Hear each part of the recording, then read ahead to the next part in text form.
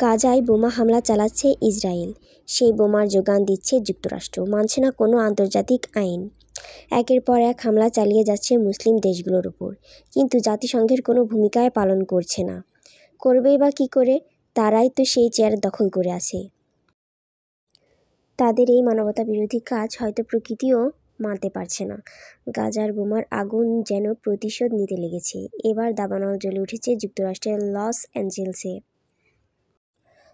অ্যাঞ্জেলসের এই ভয়াবহ দাবানলে এখন পর্যন্ত 11 জনের মৃত্যু হয়েছে এবং প্রায় 12,000 স্থাপনা ধ্বংস হয়েছে। বেসরকারি আবহাওয়ার সংস্থা একিউওয়েদারের হিসাব অনুসারে আর্থিক ক্ষয়ক্ষতি হতে পারে 13,500 কোটি থেকে 15,000 কোটি ডলার পর্যন্ত।